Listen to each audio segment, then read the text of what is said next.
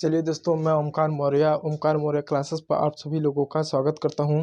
आज के video lecture में जैसा कि हम कक्षा 10वीं का जो भूगोल है, अध्याय फर्स्ट है संसाधन एवं विकास, इसके बारे में पढ़ रहे थे। अब तक हमने टोटल 4 चैप्टर पहले अध्याय जो संसाधन एवं विकास है, इसमें टोटल अब तक हमने 4 पाठ हमने कंप्लीट करवा दिया है। ये आपका 5वां पाठ है दोस्तों। पिछले के जो पार्ट रहे थे उस पार्ट के बारे में हम भू संसाधन के बारे में पढ़ रहे थे। हमने भू संसाधन को देखा कि भू संसाधन क्या होता है, इसके साथ साथ भू संसाधन के उपयोग को देखा और यहीं तक हमने इस चीज़ों के बारे में हमने देखा। अब आगे हम भू संसाधन के बारे में, इसके उपयोग के साथ साथ इसके दुष्परिणाम को देखते हैं, इसके नकारात्मक परिणामों को देखते हैं और भू संसाधन से संबंधित भारत के जो तथ्य है, जो कॉन्सेप्ट है, उसके बारे में देखने का हम प्रयास करते हैं। दोस्तों, जैसा कि मैं आप लोग को बता दूं, आपका जो यूपी बोर्ड जो सामाजिक विज्ञान का जो विषय है, इसमें आपके टोटल 4 किताब है, जिसमें से यदि देखा जाए आपका 70 नंबर का जो कि पेपर असामान्यतः आपका जो है बनेगा इन चारों किताबों में से। तो ये जो चैप्टर है आपका जो भूगोल के, इसमें से 20 से 25 नंबर के क्या आपके जो है आपके सामान्यतः 20 से 25 नंबर के क्या भूगोल से जो है आपका प्रश्न आएगा और इस भूगोल में कई सारे चैप्टर दिए हुए हैं। तो देखिए दोस्तों, हर चैप्टर इतना इम्पोर्टेंट नहीं है, मैं हमेशा कहते आ रहा हूँ। और एक बात बता दूँ, देखिए ये जो संसाधन एवं विकास है, ये जो चैप्टर है बहुत ज़्यादा इंपॉर्टेंट है। आपको पढ़ने में तो बहुत ज़्यादा जानकारी आपको देखने को मिलेगा कि संसाधन ये है, संसाधन वो है, संसाधन इतने प्रकार का है, संसाधन की ये परिभाषा याद कर लें, उसकी परिभाषा याद कर लें, भूमि के बारे में जान लें, मृदा के बारे में जान लें, उसके बारे में जान लें। इसमें जानने के लिए आपको, याद करने के लिए आपको बहुत ज़्यादा फैक्ट तो मिलेगा और बहुत ज़्यादा डाटा तो मिलेगा, लेकिन पेपर में इतना फैक्ट, इतना डाटा नहीं पूछेगा और ये चैप्टर उतना इम्पोर्टेंट नहीं है। हाँ, इसमें 1-2 टॉपिक है जो बहुत ज़्यादा आपके लिए इम्पोर्टेंट है, जैसे रियो डी जेनेरो, यह आपका इम्पोर्टेंट है। विश्व सम्मेलन, यह आपका इम्पोर्टेंट है। फिर सतत विकास, समावेशी विकास, ये आपके लिए इम्पोर्टेंट है। ये जो टॉपिक है कहीं ना कहीं इम्पोर्टेंट है। बाकी जो मृदा हुआ, या जिसे अंग्रेजी में हम सॉइल करते हैं, फिर काली मिट्टी, लाल मिट्टी, जिसके अंतर्गत हम पढ़ेंगे, उसके बाद भू संसाधनों का उपयोग इत्यादि, नवीकरणीय अननवीकरणीय, इतने सारे जो टॉपिक, इतने ज़्यादा ये इंपॉर्टेंट नहीं। इसमें मैंने कहा ना, ये जो चैप्टर है, इस चैप्टर में आपको बहुत ज़्यादा फैक्ट पढ़ना पड़ेगा, बहुत ज़्यादा डाटा पढ़ना पड़ेगा और बहुत से कॉन्सेप्चुअल चीज़ों को ही पढ़ना पड़ेगा। तो इस समानता मान लीजिए ये चैप्टर इंपॉर्टेंट भी होगा तो कितना भी इंपॉर्टेंट होगा तो भी कम से कम 4 नंबर का ही प्रश्न पूछेगा। और इसमें जो कि फैक्ट और डाटा ज़्यादा है, डेट ज़्यादा है, इसलिए घटनाएं ज़्यादा है, इसलिए जो प्रश्न पूछेगा वो एमसीक्यू के रूप में क्या प्रश्न पूछने की संभावना एवं वेरी शॉर्ट के रूप में, जो शॉर्ट क्वेश्चन है उसके रूप में क्या प्रश्न पूछने की संभावना, इसकी सामान्यता ज़्यादा है। तो मैं कहूँगा आप इस अप्रोच से इस चैप्टर को पढ़िए। तो आप इसको बहुत ज़्यादा वर्डन ना लीजिएगा और जो संसाधन संबंधी कोई टॉपिक को बहुत ज़्यादा यदि बोरिंग लगे तो आप इसको स्किप भी कर सकते हैं। देखिए, आपको पढ़ेंगे तो आपको लगेगा ये चैप्टर बहुत इंपॉर्टेंट है, लेकिन उतना इंपॉर्टेंट नहीं है। अब मैं क्यों ऐसा बात कर रहा हूँ, मैं इसका आपको आधार देखिए बताता हूँ। आप जो है पिछले वर्ष के जो प्रीवियस ईयर्स क्वेश्चन है, जो पिछले वर्ष के जो प्रश्न पत्र हैं, यदि आप पिछले वर्ष के यदि प्रश्न पत्रों को आप देखें तो पिछले वर्ष के प्रश्न पत्रों से प्रश्न पत्र आए हैं जो यूपी बोर्ड ने जो कक्षा 10वीं के बच्चों के लिए पूछा है। यदि आप 5 साल का पेपर निकाल लें, वर्ष 2019 का यदि आप पेपर निकाल लें, 20 का ले लें, 21 का ले लें, 23 का ले लें और 23 का यदि आप ले लें, अब 21 में पेपर हुआ नहीं था, आप 22 का ले लें, तो वर्ष 2019, 20, 22 और 23 का पेपर ले लें। इन 4 सालों का भी अगर आप पेपर ले लेंगे तो आपको देखने को मिलेगा ये जो संसाधन एवं विकास नाम का जो आपका चैप्टर है, ये उतना इंपॉर्टेंट है, उतना प्रश्न पूछा ही नहीं। पूछा है तो एमसीक्यू के रूप में, वेरी शॉर्ट के रूप में ये प्रश्न पूछा है। तो बहुत ज़्यादा आपको वर्डन लेने की ज़रूरत, वर्डन मतलब बहुत ज़्यादा चिंता या टेंशन लेने की जरूरत नहीं। चैप्टर इतना बड़ा है, इतना सारी चीज़ें हैं, संसाधन ये है, वो है, ये काली मृदा है तो पीली मृदा है, ये मृदा वो मृदा है, नवीकरणीय संसाधन है और नवीकरणीय संसाधन, इतने सभी चीज़ों की जरूरी नहीं है पढ़ना। हाँ, आप एक क्रमशः जितने भी चीज़ें हैं, अगर इस चैप्टर में 10 टॉपिक है तो सभी टॉपिक को कुछ इस तरीके से आप देखते हुए चलें, क्योंकि ये सभी टॉपिक उतने इंपॉर्टेंट नहीं है, लेकिन कॉन्सेप्चुअल है, फैक्चुअल है, आपको इसके बारे में जानकारी रहनी चाहिए यदि पेपर में प्रश्न पूछ दे। फिर भी मैं बता दूं पेपर में बहुत ज़्यादा इस चैप्टर से उतने प्रश्न नहीं आते हैं, फिर भी आप इस चैप्टर को देखें। ऐसा नहीं कि आते ही नहीं, आते हैं, कम से कम 4 नंबर, 3 से 4 नंबर के सवाल क्या है इस पेपर से पूछे आते हैं। तो 3 से 4 नंबर सवाल पूछे जाएंगे, वो भी एमसीक्यू में, कि रियो डी सम्मेलन कहाँ पर हुआ था, ब्राज़ील में हुआ था, अन्य चीज़ों के कुछ ऐसे फैक्चुअल कॉन्सेप्चुअल क्या सवाल जो है आपका जो है यूपी बोर्ड जो है पूछता है। तो इसका जो बहुत ज़्यादा आप जो है चीज़ों को याद करने मत बैठिएगा कि संसाधन क्या है, फिर अनवरनीय योग्य संसाधन क्या है, प्राकृतिक संसाधन क्या है, ये क्या है, वो क्या।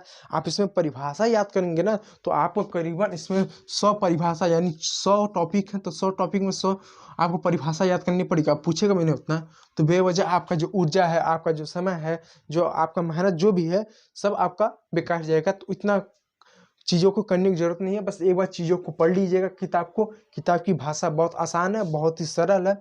यदि आप किताब को पढ़ेंगे, किताब को समझने का प्रयास करें तो चीज़ें समझ में आ जाएगी और अपनी भाषा में उसको लिख लेंगे। बस प्रयास कीजिएगा कि कॉन्सेप्ट क्लियर रहे कि नवीकरणीय संसाधन क्या है, अनवीकरणीय संसाधन क्या है, भू संसाधन क्या है, भूमि का कितना कितना उपयोग किया गया है, किस तरह बर्बाद हो रहा है, इसका किस तरह से इसका संरक्षण किया जाता है, इत्यादि ऐसे कॉन्सेप्ट यदि आपका क्लियर रहेगा तो आप क्या करेंगे, पेपर में आसानी से इन सब के बारे में लिख लेंगे। जरूरी नहीं है कि इतने सारे टॉपिक दिए, इतने सारे टॉपिक को हम याद ही करें, इसकी कोई आवश्यकता नहीं है। मैं कहता हूँ आप इतने सारे टॉपिक को याद करेंगे, नोट बनाएंगे तो बेकार ही, पेपर में आएगा नहीं। यदि आप नोट बनाने भी बैठे ना तो आपका तकरीबन जो है 10 पेज का नोट बन जाएगा और 10 पेज का पूछेगा भी नहीं, तो कोई फ़ायदा नहीं है। क्योंकि आपका जो यूपी बोर्ड है, जो पेपर होगा 70 नंबर का ही होगा और 70 में से तो 20 नंबर का तो केवल एमसीक्यू ही आपका होगा। एमसीक्यू बचा 50 नंबर, 50 नंबर से आपका केवल 4 किताबों से क्या वेरी शॉर्ट प्रश्न हो गया, वेरी शॉर्ट क्वेश्चन हो गया, शॉर्ट क्वेश्चन हो गया, फिर हमारा लॉन्ग क्वेश्चन हो गया, शॉर्ट क्वेश्चन हो गया, शॉर्ट, इतने सारे ये क्या, ये जो है हमारे प्रश्न पूछे जाएंगे यूपी बोर्ड में। तो बताइए 4 प्रश्न पूछे जाएंगे तो आप सब ले सकते हैं 12 से 13 नंबर के क्या ये सामान्यतः प्रश्न पूछे जाएंगे। अब 12 से 13 नंबर के जो वेरी शॉर्ट लॉन्ग ये करके आपके इतने प्रश्न पूछेंगे। अब आपका देख लीजिए ये जो चैप्टर, इसमें मान लीजिए 8 अगर चैप्टर है तो चैप्टर है तो क्या ये पॉसिबल है कि 8 चैप्टर है तो 8 चैप्टर से 12 से 15 नंबर का सवाल केवल लॉन्ग और शॉर्ट पूछ दे। 8 चैप्टर में से किसी एक चैप्टर या दूसरे चैप्टर में से क्या 1-2 लॉन्ग प्रश्न पूछ के किनारे कर देगा। तो क्यों जरूरी इतना बड़ा परिभाषा याद करने का, इतना कॉन्सेप्ट चीज़ों को माइंड में भरने का? नहीं, बस आप प्रयास कीजिएगा, जो भी चीज़ें आए एक बार पढ़ ले, एक बार चीज़ें समझ में आएगी। बहुत ज़्यादा याद मत कीजिए, याद करेंगे आपका ही लॉस होगा। क्योंकि इस चैप्टर में याद करने के आपको बहुत चीज़ें मिल जाएंगी। आप याद करने बैठो कि मृदा क्या है, आप याद करने बैठो कि संसाधन क्या है, आप याद करने ये बैठो कि जल संसाधन क्या है, पवन संसाधन क्या है, ये संसाधन क्या है, वो संसाधन क्या है। इतने सब संसाधन याद भी करेंगे तो पूछेगा भी नहीं। क्योंकि मैं आपको बता दे रहा हूँ कि जो आपका बोर्ड में जो पेपर होगा कि ना 70 नंबर का ही प्रश्न पूछे जाएगा, जिसमें से 20 तो आपके एमसीक्यू हो गए, 20 नंबर के बचे 50। 4 किताब है, वेरी शॉर्ट, लॉन्ग और शॉर्ट, वेरी शॉर्ट, शॉर्ट और लॉन्ग, 3 टाइप के प्रश्न आपके रह गए। तो यानी आपका भूगोल में अगर 8 चैप्टर है तो 8 चैप्टर में से 12 से 13 नंबर के सवाल क्या वेरी शॉर्ट का और लॉन्ग का पूछेगा। तो लॉन्ग का भी प्रश्न पूछेगा तो 8 चैप्टर में से ना जाने किस चैप्टर से पूछेगा। और तो इसलिए आप हर चैप्टर का आप 2-2 3-3 लॉन्ग प्रश्न याद कर लीजिए जरा। हर चैप्टर हर टॉपिक के बारे में याद करते जाओ तो बेवकूफ़ी है, आपको बहुत ज़्यादा मेहनत इससे बेस्ट जाएगा। ये 4 किताबें हैं, ये 4 किताब देखने में ही 4 किताब हैं, पढ़ने जाओगे तो बहुत चीज़ें आपको पढ़ने को मिलेगी, याद करने जाएंगे तो आपको बहुत चीज़ें पढ़ने को आपको मिलेंगे। तो आप सीमित चीज़ों को भी पढ़ के आप क्या अच्छा कर सकते, एक स्कूल ला सकते हो। मेरा ये उद्देश्य है पढ़ाने को, तो इसको कई पार्ट में कई सारी चीज़ों को मैं पढ़ा सकता हूँ। लेकिन मैं ये कहना चाहता हूँ दोस्तों, पूछेगा केवल आपका 2 से 3 ही लॉन्ग। आप पिछले वर्ष के अगर आप पैटर्न को देखें तो लॉन्ग प्रश्न ज़्यादा नहीं पूछेगा। लेकिन हम क्या कर रहे हैं, हर चैप्टर से 3 से 4 लॉन्ग प्रश्न याद करके जाएंगे। हर आपका 8 चैप्टर, यदि आप एक चैप्टर से 3 लॉन्ग प्रश्न याद कर रहे हैं तो आप सोचिए कि आप 8 चैप्टर से आपने 24 लॉन्ग प्रश्न पूछा है। इस हिसाब से बाकी 3 प्रश्न हो गए तो 24, उसमें भी आप 3-3 प्रश्न याद करके जाएंगे, उसमें भी आप 3-3 क्वेश्चन याद करके कुछ इस तरीके। मान लीजिए एक अनुमान को मैं बता रहा हूँ कि जो भूगोल में आपका मान लीजिए 8 चैप्टर है तो 24 प्रश्न आप याद करके जा रहे हैं, बाकी का भी 20 इसमें याद कर रहे हैं, 20 उसमें, 20 इसमें, आपका ये 60 हो जा रहा है।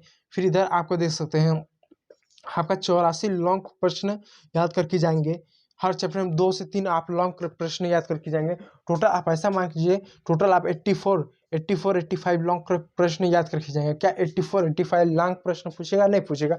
पूछेगा तो 2 से 3 क्या लॉन्ग प्रश्न सामान्यतः पूछता है, 2 ही प्रश्न लॉन्ग पूछता है अथवा करके, यानी 4 देगा जिसमें से 1 और 2 हमको करना रहेगा। जैसे कि एक क्वेश्चन दिया रहेगा, एक ऐसा करके अथवा करके, फिर दूसरा क्वेश्चन 1 2 करके अथवा करके, या तो ये करें या तो इन दोनों में से कोई एक करें, फिर या इन दोनों में से कोई एक करें। मान लिया एक इधर से कर दिए, एक इधर से कर दिए, या मान लिया ऐसा कर दिए, एक ये कर दिए, एक ये कर दिए।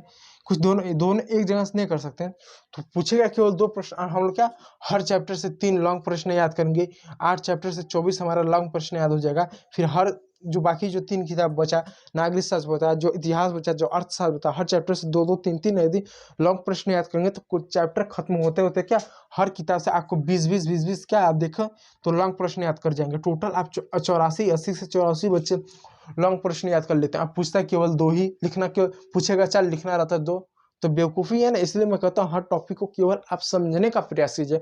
यदि चीज़ों की समझ है तो आपका ऊर्जा भी बचत होगा, समय भी बचत होगा, आप आराम से अच्छे से आप इसको पढ़ सकते हैं, तैयारी कर सकते हैं और अच्छा खासा एक स्कोर ला सकते हैं।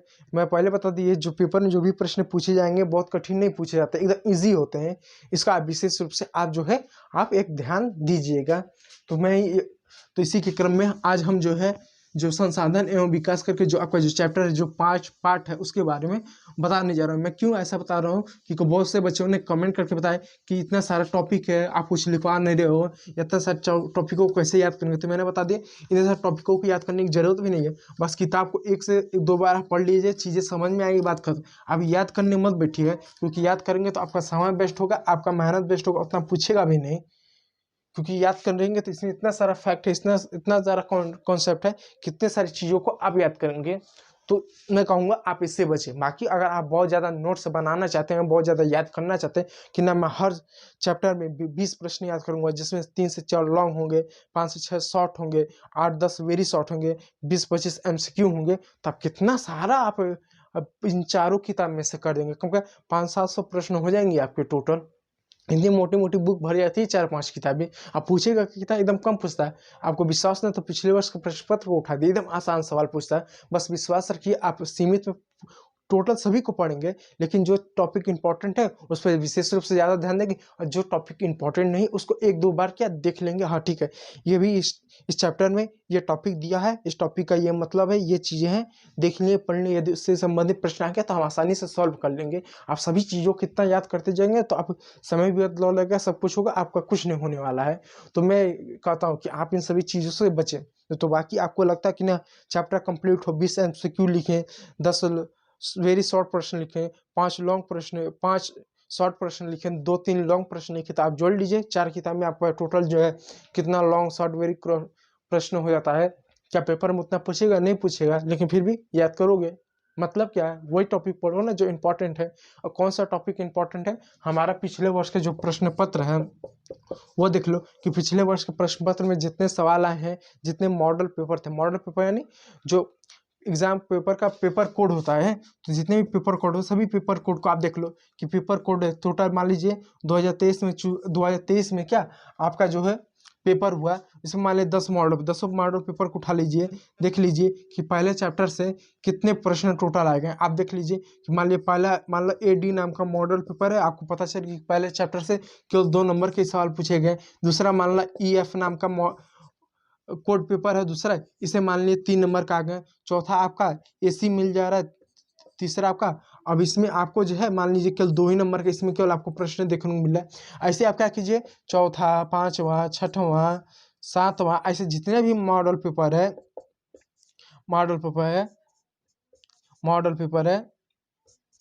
ऐसा जितने भी मॉडल पेपर सभी मॉडल पेपर देखेंगे तो आपको पता चलेगा 1-2 नंबर, 3 नंबर, 1 नंबर, 3 नंबर, या किसी में बहुत ज़्यादा हुआ तो 4 नंबर, कुछ इसी तरह के ही प्रश्न पूछे जा रहे हैं। और देख लीजिए जो ये प्रश्न 2 number, 3 number, 1 number, 3 number, 2 number, 4 number पूछे जाएंगे, किस में पूछे जाएंगे?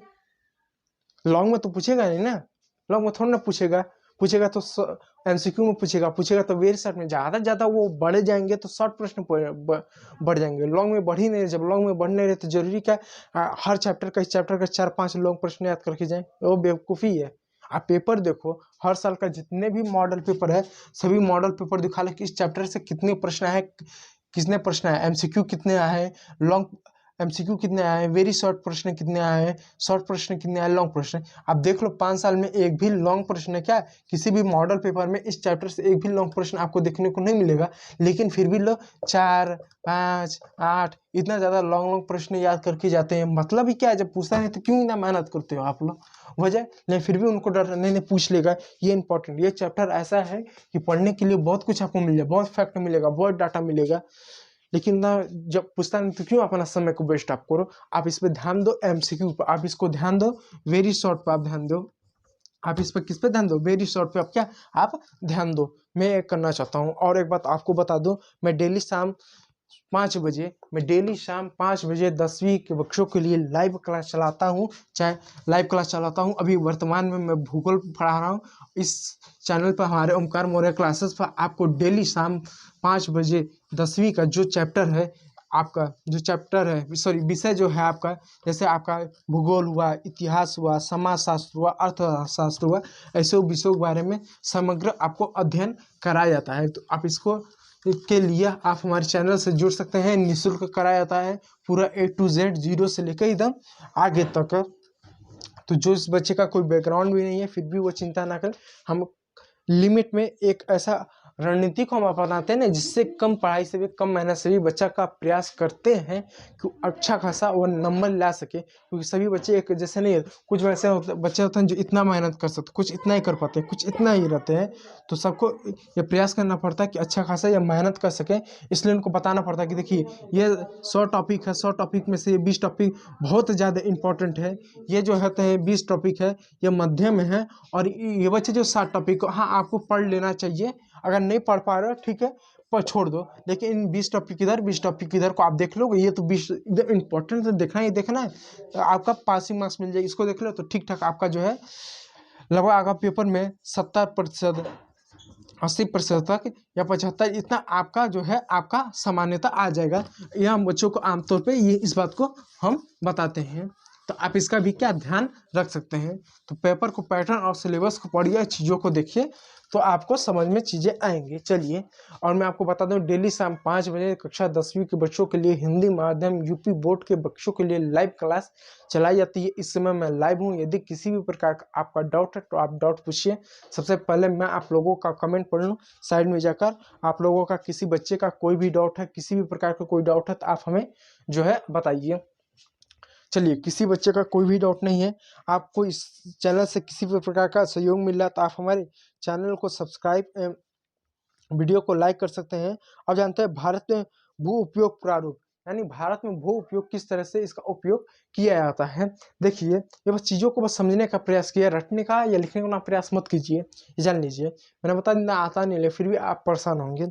अब देखिए, भू उपयोग को निर्धारित करने वाले तत्वों में भौतिक कारक जैसे भू आकृति, जलवायु और मृदा के प्रकार तथा मानवीय कारक जैसे जनसंख्या, घनत्व, प्रौद्योगिकी, क्षमता, संस्कृति और परंपराएं इत्यादि शामिल है। यानी भू उपयोग को निर्धारित करने के लिए, यानी जब भू उपयोग का हम उपयोग करते हैं, भू का मतलब होता है भूमि।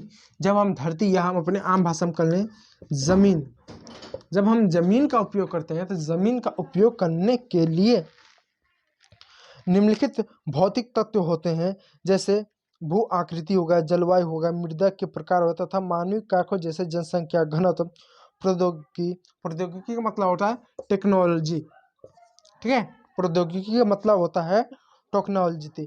मृदा का मतलब होता है सॉइल, जैसे जो हम मान लीजिए हमारी ये ज़मीन है, ये ज़मीन के ऊपर एक पतली सी एक मृदा होती है, जिसके वजह से क्या इसमें हम कुछ भी उगाते हैं तो क्या वो सामान्यता उगता है। यदि मृदा ना हो तो वो ज़मीन क्या उसको बंजर मानी जाएगी, बंजर मानी जाएगी। मृदा का मतलब मिट्टी से नहीं, मृदा मतलब एक ऐसी क्षमता, ताकत है जिससे वहाँ पर घास फूस या अनाज उगते हैं। यदि उसमें मृदा ना हो या मृदा की मात्रा कम हो तो वहाँ कोई भी अनाज नहीं उगेगा। जैसे रेगिस्तान में देख लीजिए, राजस्थान के रेगिस्तानी क्षेत्र में देख लीजिए, वहाँ पर मृदा नहीं होता है, ज़मीन तो है लेकिन मृदा नहीं होता है, इसलिए वहाँ पर कुछ नहीं उग पाता है। तो इसका आप जो है विशेष रूप से ध्यान दीजिएगा। टेक्नोलॉजी का को हिंदी में प्रौद्योगिकी और मृदा, यानी ज़मीन में एक ऐसी क्षमता होती है जिससे क्या अनाज उगते हैं, घास फूस उगते हैं। यदि मृदा ना हो वो सॉइल ना हो मिट्टी के ऊपर जमीन के अंदर, तो क्या चीजें उगेंगी ही नहीं। आप इसको क्या आप ध्यान दीजिए। भारत का कुल भौगोलिक क्षेत्र 32.8 लाख वर्ग किलोमीटर है। आपको जैसे कि बताया कि भारत का जो भौगोलिक क्षेत्रफल 32.8 लाख वर्ग किलोमीटर, जो कि आप कक्षा 9वीं में भी आप पढ़ चुके हैं वर्ग किलोमीटर है, परंतु इसके 93% भाग के ही भू उपयोग है।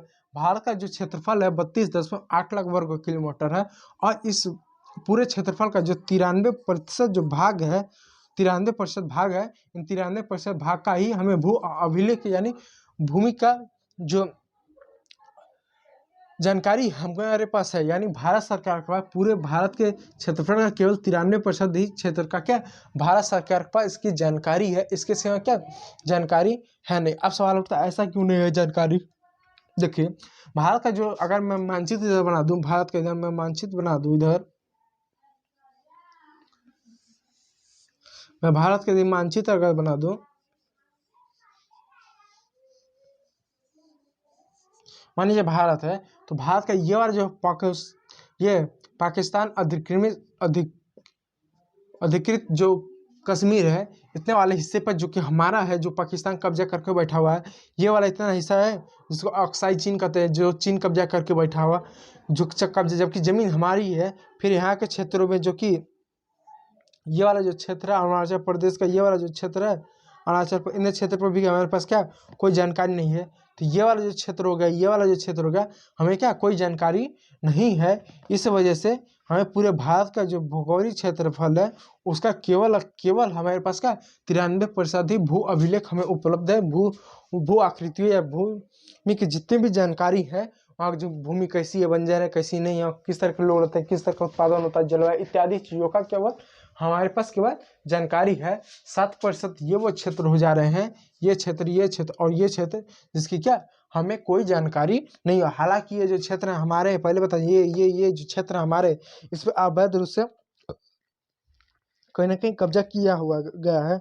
अब देखिए, क्योंकि पूर्वोत्तर प्रांत में असम को छोड़कर अन्य प्रांतों की सूचित क्षेत्र के बारे में हमें क्या जानकारी नहीं है, यानी असम को छोड़कर जो अरुणाचल, मेघालय, मिजोरम, मणिपुर है जिसमें मैंने बनाया, इन सभी के बारे में हमें कोई भी जानकारी नहीं है, उपलब्ध नहीं है। इसके अलावा जम्मू और कश्मीर में पाकिस्तान और चीन अधिकृत क्षेत्रों के भूमि उपयोग का भी सर्वेक्षण नहीं हुआ है, उनको कब्जा करके बैठा। हालांकि जमीन हमारी, इस बात को याद रखिएगा।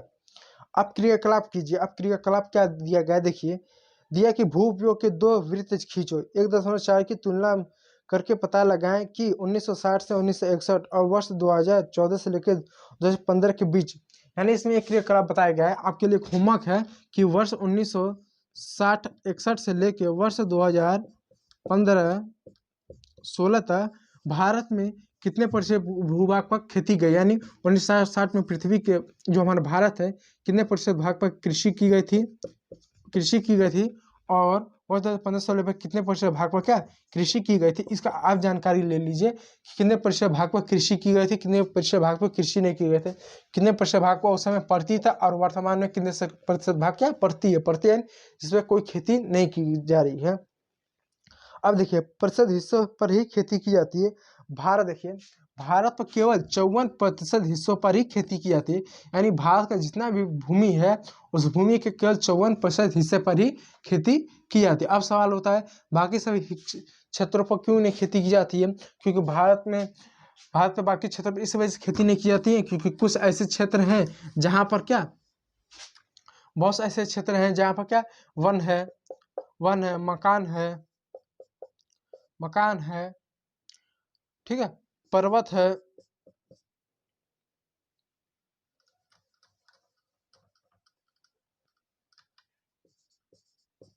है, पठार है इत्यादि हैं। यानी इन सब के कारण क्या बाकी क्षेत्रों पर कृषि नहीं की जाती है। अब सवाल आता है कितने प्रतिशत हिस्से पर क्या है, कितने प्रतिशत हिस्से पे क्या नहीं है, इसका आप जानने का आप प्रयास कीजिए। देखिए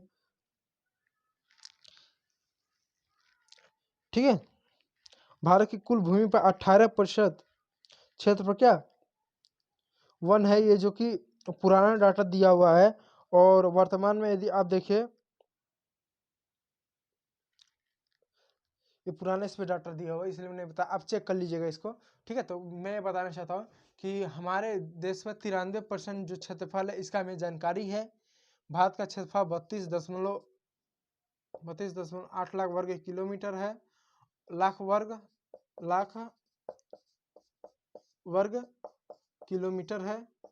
यह डाटा इसको इंपॉर्टेंट रखते हैं। 93% भाग पे क्या जानकारी है, 54% भाग पे ही खेती की जाती है, 32.8 लाख वर्ग किलोमीटर के ऊपर क्या हमें इसकी जानकारी मिलती है। ये याद करने की चीजें हैं, इसको याद कर सकते हैं क्योंकि 1 या 2 नंबर में जो सवाल पूछता है ये इस पर प्रश्न पूछ सकता है। इस पर प्रश्न पूछने की क्या इसकी जो है संभावना है, इसकी जो है टेंडेंसी है, आप पूछ सकता है। अब लॉन्ग थोड़ा ना पूछने जाएगा क्योंकि आप मैं कह रहा हूँ ना पिछले वर्ष के प्रश्न को देखें तो आपको पता खुद चल जाएगा। तो आप इसका जो है कुछ डाटा को कुछ जानकारी को जो है आप जो है ध्यान में दीजिएगा। चलिए अब इसको इरेज करते हैं। अब आगे कुछ चीज़ों को हम जो है देखते हैं। उम्मीद कर रहा हूँ कि आपको जो है समझ में आ रहा होगा। यदि चीज़ें ना समझ में आए तो मैं लाइव हूँ, आप कमेंट करके पूछिए। और एक बात और, डेली जो है शाम 5 बजे कक्षा 10वीं के बच्चों के लिए लाइव क्लास चलाया जाता है, आप इसको जो है विशेष रूप से ध्यान दीजिएगा। देखिए पंजाब और हरियाणा में 80% भूमि पर खेती होती है, ये भी इस बात का फैक्ट याद रखिए। यानी पंजाब हरियाणा में 80% भू भाग पर कृषि कार्य होता, इसको नोट कर सकते हैं। पंजाब और हरियाणा के 80% भूभाग पर क्या कृषि कार्य होता है, इसको नोट सकते हैं। ये जो है आपका पेपर के दृष्टिकोण से आपका जो है इम्पोर्टेंट होता है। परंतु अरुणाचल प्रदेश, मिजोरम, मणिपुर और अंडमान निकोबार द्वीप समूह में 10% से भी कम क्षेत्र बोया जाता है। यानी पंजाब हरियाणा का जो क्षेत्र है उनके पास जितना क्षेत्र उसका 80% भाग के बोने में करते हैं, जबकि वहीं पर कुछ ऐसे क्षेत्र हैं, मैं लिख दूं, जबकि जो आपका जो है बाकी जो राज्य है कौन से आपका जो है अरुणाचल प्रदेश है, एपी लिख दूं, एपी यानी अरुणाचल प्रदेश है, मिजोरम मिजोरम मिजोरम मिजोरम मणिपुर, अंडमान निकोबार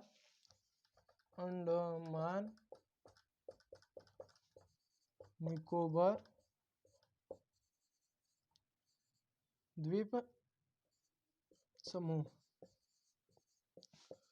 पर कुल क्षेत्रफल का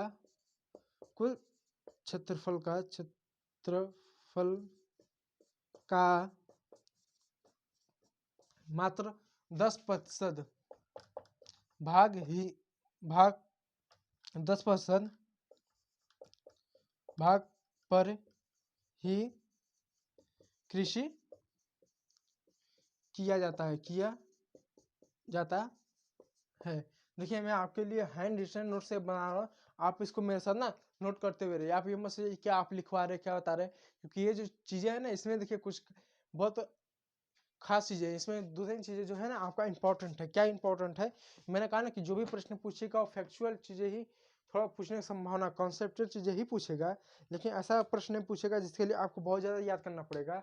ठीक है, तो इन सभी चीजों को आप याद रखिएगा कि क्या इसमें क्या है 10% इसका कि पंजाब हरियाणा में सबसे ज्यादा कृषि कार्य होती है, जबकि जो हमारा अरुणाचल प्रदेश है, मिजोरम है, मणिपुर है और क्या मणिपुर है, अंडमान निकोबार द्वीप समूह पर क्या मात्र केवल 10% भाग पर ही कृषि कार्य किया जाता है। इस बात को भी आप विशेष रूप से ध्यान दीजिएगा, इसको आप इग्नोर मत कीजिएगा, ये भी आपके लिए इम्पोर्टेंट है। और एक पॉइंट को आप याद रखिएगा।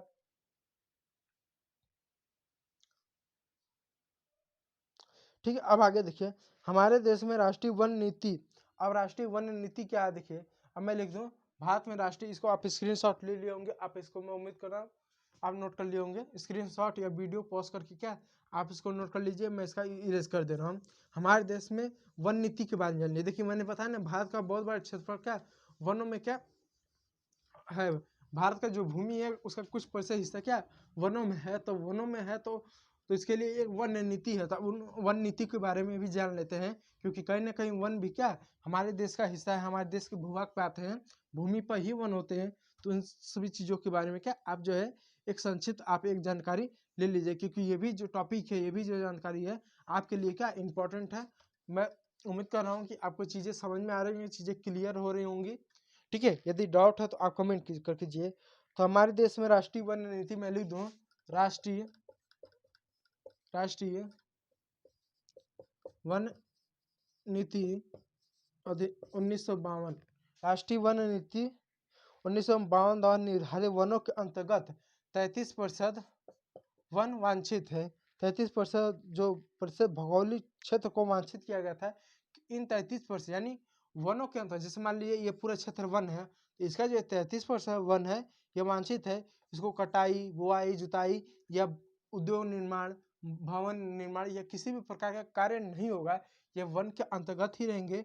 कम इसको किया नहीं जा सकता है। यदि प्राकृतिक कारण से यदि कम हो रहा है, जैसे भूकंप, सुनामी, अकाल, तो सरकार क्या करेगी, इस 33% वन की नीति को हमेशा बनाए। यानी भारत में जितने भी वन है, जैसे मान लीजिए ये जंगल है, इस जंगल में मान लीजिए 100 पेड़ हैं, तो 100 में से 33% क्या आरक्षित किए, वांछित किए गए, इनको काटा ही नहीं जाएगा, इनको हटाया ही नहीं जाएगा। इतने वाला ये जो क्षेत्र है, ये जो क्षेत्र है वांछित मान लीजिए कर दिया गया है भारत में वनों का, और इसको हटाया गया नहीं। किसी भौगोलिक कारण आपदा आ गई, कुछ आ गया, अकाल आ गया, यहाँ वन समाप्त होने, तो इनकी क्या जनसंख्या को, इनके मात्रा को बढ़ाए रखना, इनको किसी भी कीमत में इनको हटाना नहीं है। ये 1952 में तय कर दिया गया था। वन की भले कितनी भी जनसंख्या में हो जाए, लेकिन 1952 में जो भारत में जो वनों की जनसंख्या थी वो 33% हमेशा बने रहना ही चाहिए, उससे कम होना ही नहीं चाहिए, कुछ भी हो जाए। वांछित हमने कर दिया है, क्यों? ताकि वन रहेंगे तो हमने बताया ना कि हमने समावेशी और सतत विकास, हमने सतत विकास करना है। तो सतत विकास का मतलब ये है कि हम चीज़ें क्या वांछित रहे, चीज़ों का, पर्यावरण का क्या हम ध्यान दें। तो इसका क्या आप विशेष रूप से ध्यान दीजिएगा। तो अब इसको भी जो है आप चाहें तो नोट कर सकते हैं। राष्ट्रीय वन नीति द्वारा 33% वनों को वांछित किया गया था। मैं इसका लिख दूं, 33% वनों को वांछित किया गया है। इसको भी आप क्या आप लिख सकते हैं, इसको भी आप जो है नोट कर सकते हैं। ये भी जो आपके लिए क्या इम्पोर्टेंट है। मैं उम्मीद करूँ आप इसका भी जो है एक स्क्रीनशॉट ले लीजिए। अब आगे देखिए, ठीक है, जिसकी तुलना में वन के अंतर्गत क्षेत्र काफी कम है, जिसकी तुलना में वन क्षेत्र काफी कम है। अब आगे देखिए, भू उपयोग का एक भाग बंजर भूमि और दूसरा गैर कृषि प्रयोजन में लगाई गई भूमि कहलाता है। यानी भू उपयोग का एक भाग जो है बंजर भूमि में लगाया जाता है। देखिए, भूमि का एक वन तो वनों में चला गया, फिर वो एक होता है बंजर भूमि में। बंजर है जिसका मकान में, सड़क में, उद्योग में, मैं लिख दूं यहाँ पर साफ, मकान हो गया, उद्योग हो गया, सड़क हो गया, पशुधन हो गया इत्यादि में क्या बंजर भूमि का प्रयोग करते हैं। इसके साथ साथ बंजर भूमि आता हम ऐसे छोड़ देते हैं, इनका प्रयोग करते हैं। इसके साथ कुछ ऐसी भूमि हो जो बंजर नहीं है, जो उपजाऊ जमीन है, उपजाऊ जमीन है, जिसका प्रयोग क्या गैर कृषि कार्य, गैर कृषि कार्य का, जैसे मकान बना दिया, मकान बना दिए गए, मकान बना दिए, उद्योग लगा दिए, उद्योग लगा दिए हैं, फिर क्या कृषि कर दिए हैं, सॉरी कृषि नहीं, पशुधन कर रहे हैं, पशुधन यानी पशुपालन कर रहे हैं। जबकि ये क्या उपजाऊ जमीन है, इस पर कृषि कर सकते हैं। मान लीजिए बंजर जमीन है, इस पर मकान बना रहे, उद्योग के लिए प्रयोग करें, सड़कों के लिए प्रयोग करें, पशुधन के लिए प्रयोग करें, तो समझ में आ रहा है। लेकिन ये जो उपजाऊ जमीन है, अगर इस पर हम मकान बनाए, उद्योग बनाए, पशुधन बनाए इत्यादि करें, तो हमारे लिए क्या नुकसान है, हमारे पर्यावरण के लिए भी नुकसान है। भारत में ऐसे भी हर साल बहुत सारी भूमि का, बहुत सारी मृदाओं का क्या ह्रास होता है, नुकसान होता है, समाप्ति होता है, और लोग बड़े पैमाने पर करते भी हैं। तो इसका भी आप एक स्क्रीनशॉट जो है आप ले लीजिए। ये भी टॉपिक जो है आपका इम्पोर्टेंट है।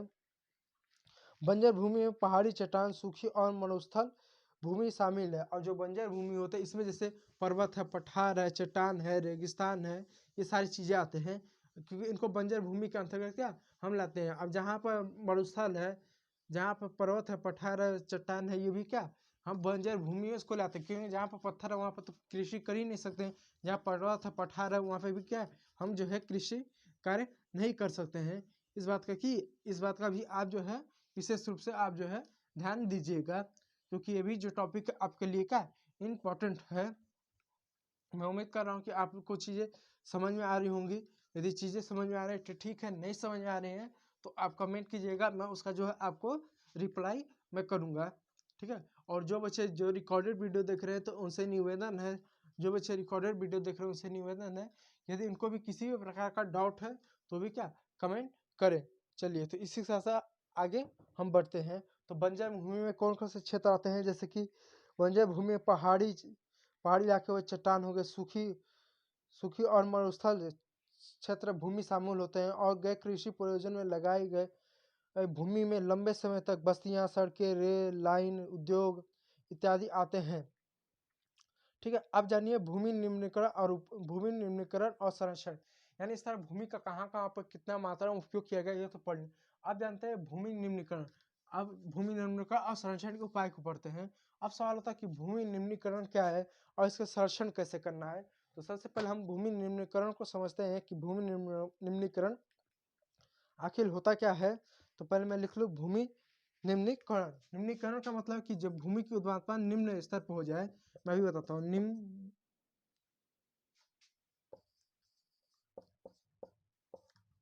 भूमि निम्नीकरण और संरक्षण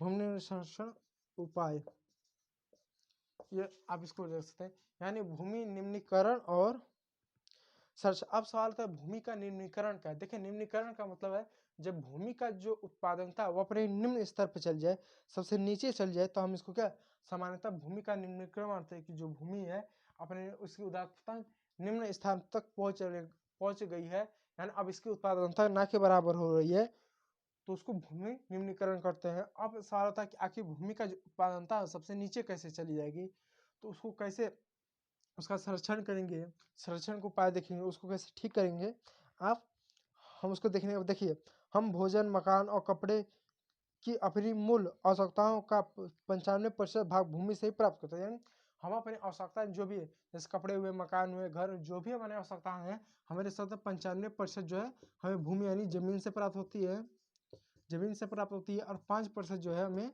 समुद्र से प्राप्त होती है। जैसे नमक हो गया समुद्र से मिलता है, कुछ खाद्यान्न वस्तु हो गए जैसे मछली उछली जो लोग सेवन करते हैं वो समुद्र से प्राप्त हो गए। इन सब चीज़ों का क्या सामान्यता हमें मिलता है। अब आगे देखिए मिलता है, ठीक है।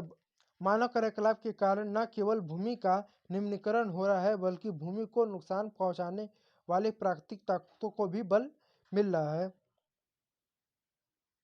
यानी कहने का मतलब है कि जिस तरह से हम पर्यावरण को नुकसान पहुंचा रहे हैं, तो पर्यावरण को नुकसान करने से पर्यावरण में बदलाव हो रहा है। पर्यावरण में बदलाव होने के कारण भूमि निम्नीकरण यानी भूमि का जो उत्पादन स्तर अपने निम्न यानी नीचे चला जा रहा है। जैसे मान लीजिए ये खेत है, इस खेत में मान लीजिए किसी ने गेहूँ बोया, उतना परिश्रम जो भी मेहनत है, खाद बीज सब लगाया, उसको मान लीजिए वर्ष 2020 में यदि 10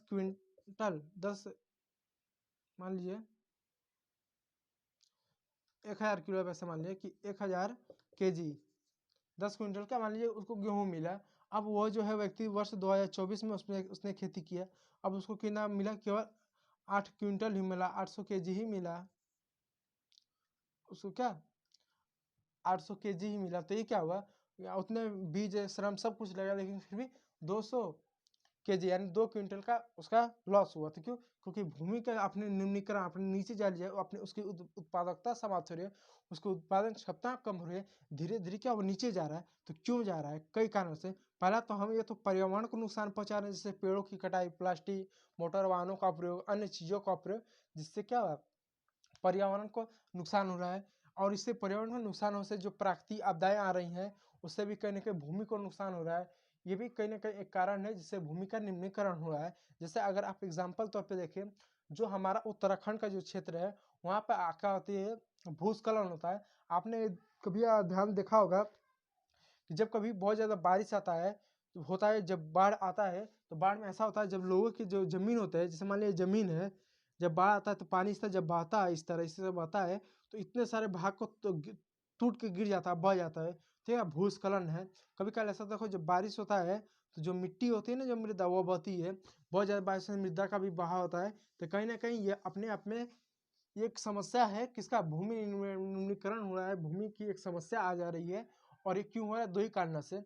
पहला, हम पर्यावरण में अंधाधुंध पेड़ों की कटाई, प्लास्टिक का उपयोग, मोटर वाहनों का उपयोग, जिसके वजह से क्या हो रहा है, पर्यावरण का नुकसान हो रहा है, नुकसान हो रहा है। और जब नुकसान हो रहा है, हम पर्यावरण में हस्तक्षेप कर रहे हैं, इस हस्तक्षेपों के कारण प्राकृतिक आपदा आ रही। और प्राकृतिक जब आपदा आ रही तो प्राकृतिक आपदा भी कहीं ना कहीं वो वनों को, पेड़ों को, जो हमारा भूमि है, मृदा, पशुधन, जो कृषि है, बड़े पाए उसको भी नुकसान करे। ऐसा नहीं कि जब प्राकृतिक आपदा आती है तो केवल मानव जाति को ही नुकसान होता है, समाज जाति वर्ग को भी क्या कहीं ना कहीं नुकसान होता है। तो इससे क्या भूमि निम्नीकरण और होता है, भूमि निम्नीकरण बहुत तेजी से क्या बढ़ता है। तो इसका अब ध्यान दीजिएगा बड़े पैमाने पर। अब आगे चलते हैं। तो मैं उम्मीद कर रहा हूँ कि भूमि निम्नीकरण का मतलब है जब भूमि की उत्पादनता नीचे चल जाए, यानी खेती उत्पादनता क्या, भूमि की उत्पादनता नीचे चल जाए। और नीचे चलने का दो ही कारण है, एक तो भौतिक कारण, एक मानवीय कारण। भौतिक कारण में जैसे भूकंप, सुनामी, आंधी जो भी आए, भौतिक कारण हो गए, इसको हम प्राकृतिक कारण भी कर सकते हैं। और मानवीय कारण जिसमें हम मोटर वाहनों का प्रयोग कर रहे हैं, हम प्लास्टिक की चीज़ों का प्रयोग कर रहे हैं, या हम जो है पेड़ों की अंधाधुंध कटाई कर रहे हैं, या जो हमारे द्वारा हस्तक्षेप किया जा रहा है। हस्तक्षेप करने से जो चीजें हो रही हैं, इससे भूमि का उत्पादन शक्ति निम्नीकरण हो जा रहा है। आप इसको भी क्या, आप जो है ध्यान में दीजिएगा। अब चलिए अब आगे चलते हैं, आगे देखने का प्रयास करते हैं। आवश्यकता प्राप्त होता है। मानव क्रियाकलापों के कारण न केवल भूमि का निम्नीकरण हो रहा है, बल्कि भूमि को नुकसान पहुंचाने वाली प्राकृतिक ताकत को भी बल मिल रहा है। जो भूमि को नुकसान पहुंचाने वाले, जैसे बाढ़ हुआ, भूकंप हुआ, इससे क्या भूमि को लोग नुकसान पहुंचाते हैं, और हमारे द्वारा जो कार्य करते हैं इनको बल मिल रहा है। यानी अगर हम पेड़ों की कटाई न करें, प्लास्टिक की चीज़ों का कम उपयोग करें, पर्यावरण को ध्यान दें, तो भूकंप हुआ, फिर भूस्खलन हुआ, मृदा का पतन हुआ, इत्यादि चीज़ें होंगी नहीं। और हमें इतनी गलतियाँ करें जिससे इनको क्या बल मिल रहा है, बड़े पैमाने पर हो रहा है। जैसे मान लें किस क्षेत्र में भूकंप इतना बड़ा आया, तो हमारा हस्तक्षेप इतना बड़ा हो जा रहा है, तो हम हस्तक्षेप न करें ना पर्यावरण में, तो इससे क्या भूमि निम्नीकरण को बढ़ावा मिल रहा है, ये बताने का प्रयास करा है। दूसरा, इस समय भारत में लगभग 13 करोड़ हेक्टेयर भूमि निम्नीकृत है। इसमें से लगभग 28% भूमि निम्नीकृत वनों के अंतर्गत है। यानी भारत में 13 करोड़ हेक्टेयर हेक्टेयर अब सवाल होता है हेक्टेयर क्या होता है। देखिए, हेक्टेयर का मतलब एक ऐसी जमीन जो 100 मीटर लंबा हो प्लस 100 मीटर चौड़ा, एक ऐसी भूखंड जिसकी लंबाई और चौड़ाई क्या बराबर हो। तो देखिए इसकी लंबाई चौड़ाई बराबर है ना। एक ऐसी लंबाई जो 100 मीटर लंबा हो और 100 मीटर चौड़ा हो, उसको क्या हम एक हेक्टेयर कहेंगे। एक हेक्टेयर कहेंगे। तो यहाँ पर क्या 13 करोड़ हेक्टेयर, 13 करोड़ हेक्टेयर भूमि की बात है। तो एक हेक्टेयर का मतलब ऐसी जमीन जिसकी लंबाई 100 फुट हो, चौड़ाई 100 मीटर, सॉरी लंबाई चौड़ाई 100 मीटर हो। एक ऐसी जमीन जिसकी लंबाई और चौड़ाई 100 मीटर हो। यदि आप इसका जो गुणा करना चाहें तो 100 गुणे 100, 10,000 आपका ये क्या इज इक्वल टू आपका जो हो जाएगा, मैं इधर कर दूं, एक ऐसा क्षेत्र जो 10,000 मीटर स्क्वायर हो, एक ऐसा क्षेत्र जो उसकी क्षेत्रफल 10,000 मीटर स्क्वायर हो, वो एक हेक्टेयर है। तो भारत में 13 करोड़ हेक्टेयर भूमि है, जिसमें से 28 जिसमें से आपका जो 28% भाग है, जो 28% भाग है, 28% भाग क्या है, वो उसका जो भूमि है, जो जमीन है, वो वनों के अंतर्गत क्या है, वनों के अंतर्गत है, वनों के अंतर्गत है। यानी 28% भूमि क्या वनों के अंतर्गत है। यानी भारत में जितने हेक्टेयर होगा उनमें से 28% भूमि क्या वनों के अंतर्गत आ जाता है। बचा जो आपका जो 56% भूमि है, 56% वो भूमि है जो क्या क्षेत्र जल अपर्दित है, और शेष क्षेत्र लवणी है। जो क्षेत्र जल अपर्दित है, मैं ये कहना चाहता हूँ कुल मिलाकर भारत में 13 करोड़ हेक्टेयर ऐसी भूमि है जो निम्नीकरण है, यानी उनकी उत्पादकता एकदम नीचे है, जिसमें से 28% भूमि क्या है, कैसे क्षेत्र हैं जहाँ पर वन है, 56% ऐसे क्षेत्र हैं जहाँ पर जल है। जल का मतलब जैसे तालाब हो गया, तालाब होगा, कुएं हो गए, नदी हो गया, झील हो गया, इत्यादि हो गया। यानी 28% तो वन में चल गए, 56% जो भूमि है, यह 56% जो भूमि है 13 हेक्टेयर का, या तो तालाब में है, या तो नदी में है, या तो कुएं में है, या तो झील में है। इन सभी चीजों में क्या वो चले गए। प्लस 2% जो बचा है वह भूमि क्या लवणी है। लवणी यानी वो खारा है, जैसे लवणी का मतलब होता है खारा है, यानी वहाँ की जमीन एक तो बंजर टाइप का, मान लो लवणी, यहाँ पर किसी चीज का उत्पादन नहीं होता है। तो हमारे यहाँ बड़े पैमाने पर यानी 13 करोड़ हेक्टेयर भूमि बड़े पैमाने पर क्या नुकसान है। ये जो हमारा 28% भूमि मान लो ये तो वनों में, तो पर्यावरण संतुलन को बनाए रखेगा, तो ये तो ठीक है। और तालाब वालाब 56% भाग पर, जैसे तालाब वो भी कहीं ना कहीं, तालाब नदी कुएं भी पर्यावरण असंतुलन को बनाए रखता है। बचे जो 2% जो हमारा जो लवणी है, इस लवणी भूमि को हम क्या सुधार कर सकते हैं, इसको कृषि योग्य क्या हम बना सकते हैं। तो देख सकते हैं भूमि निम्नीकरण की क्या हमारे यहाँ स्थिति है। इतने सारी भूमि तो उत्पादन देते ही नहीं है, उत्पादकता स्तर एकदम नीचे है इनका, हम यहाँ उत्पादन ही नहीं कर सकते इतने बड़े भौगोलिक विस्तार होने के बावजूद। ठीक है, अगर इसका स्क्रीनशॉट कुछ लेना चाहे तो ले सकते हैं, हालांकि इसमें कुछ ऐसा खास नहीं है, इसको आप जो है ध्यान दीजिएगा। चलिए, तो भूमि निम्नीकरण का उम्मीद कर रहा हूँ कि आपको समझ में आ रहा है कि भूमि निम्नीकरण क्या होता है। चलिए अब आगे बढ़ते हैं।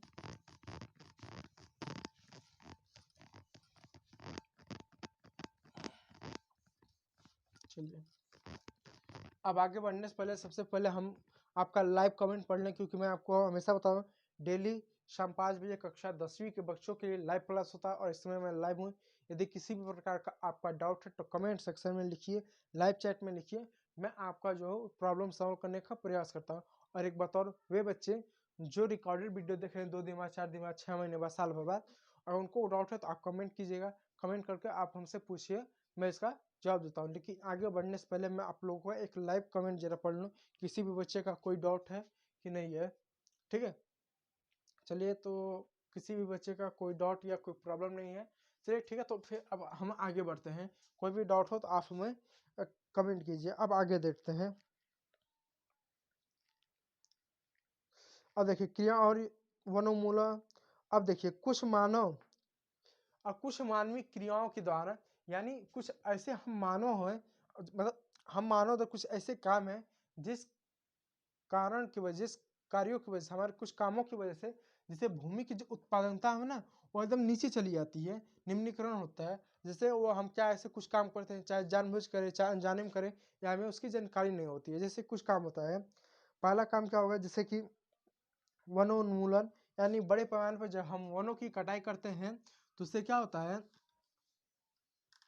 इससे भूमि की उत्पादन निम्न स्तर पर चली जाती है। कैसे चली जाती है, क्योंकि जब हम वनों की कटाई करते हैं तो मृदा का बहाव बहुत तेजी से होता है। जब मृदा का जब बहाव ही चल जाता है तो उससे क्या होगा, इससे होगा क्या, कृषि होगी नहीं। क्योंकि जैसे जब बारिश होता है तो अपने साथ तो मिट्टी को बहाती है, तो ऊपर ही मृदा होती है, नीचे तो होती नहीं है। तो उससे क्या होता है, उसकी जो मृदा होती है वो समाप्त हो जाती है, और जब मृदा समाप्त हो जाती है तो उत्पादन धीरे धीरे घटने लगता है। दूसरा, अति पशुचारण। देखिए नोट कीजिए, अति पशुचारण, अति पशुचारण, यानी जब किसी भी भूमि पर यदि बहुत ज़्यादा हम पशुओं को चराएं, जैसे गाय भैंस बकरी कुछ भी हुआ, यदि किसी भी खेत में हम पशुओं को बहुत ज़्यादा चराते हैं तो चराने की वजह से क्या होते हैं, उसमें उस खेत में जो ह्यूमस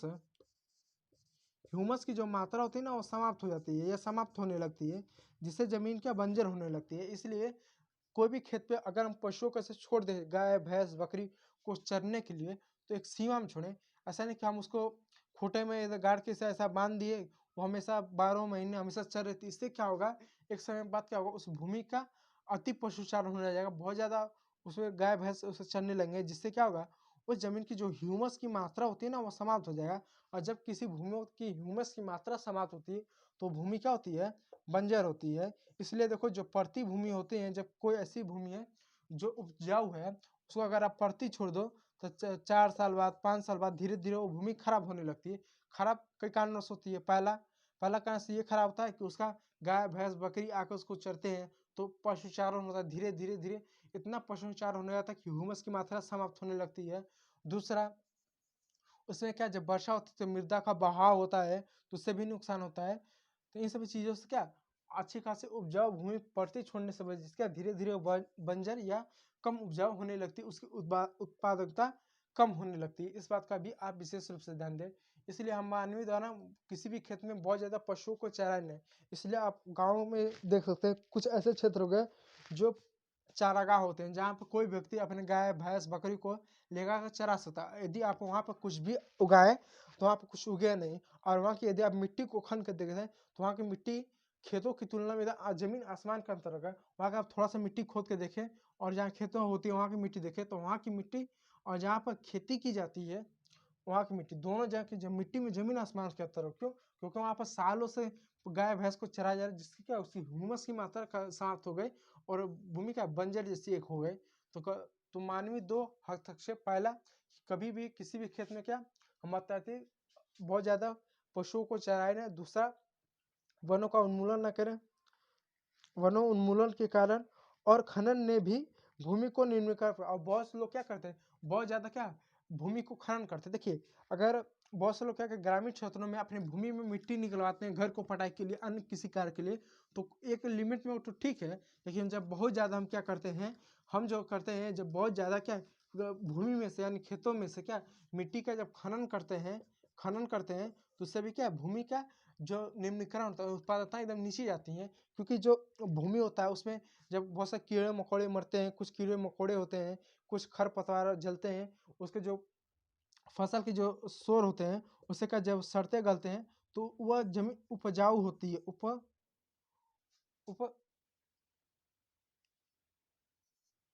उपजाऊ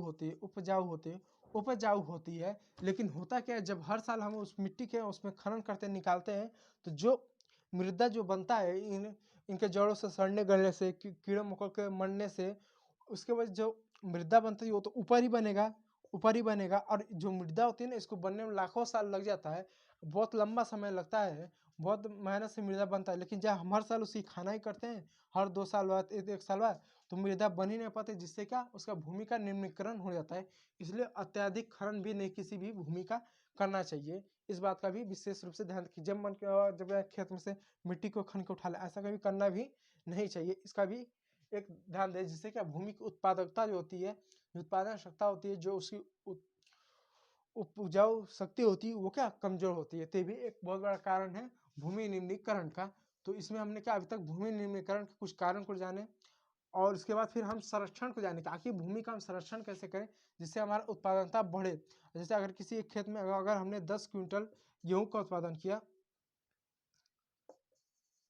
10 क्विंटल गेहूं का उत्पादन किया, तो अगले साल कैसे हम 11 क्विंटल जो है हम गेहूं का कैसे उत्पादन हम कर सकें। इसके लिए हमको भूमि का संरक्षण करना पड़ेगा, कुछ अन्य उपाय करना पड़ेगा, जिससे क्या उस भूमि का जो उपजाऊ बने रहे, उसकी मृदा बनी रहे। अन्य प्रयास को वो देखेंगे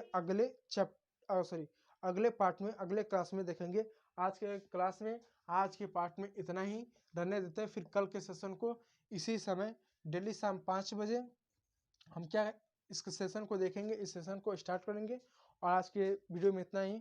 और जाते जाते मैं बोलूँगा कि यदि किसी भी प्रकार का आपका डाउट हो तो डाउट पूछिए, लाइव पूछिए, रिकॉर्डेड वीडियो में पूछिए। यदि वीडियो अच्छा लगा तो एक लाइक एक सब्सक्राइब आप करते हुए जाइए। चलिए, तो आज के वीडियो को यहीं रहने देते हैं और हमारे ओमकार मौर्य क्लासेस को आप सब्सक्राइब कर लीजिए। Thank you for watching my video.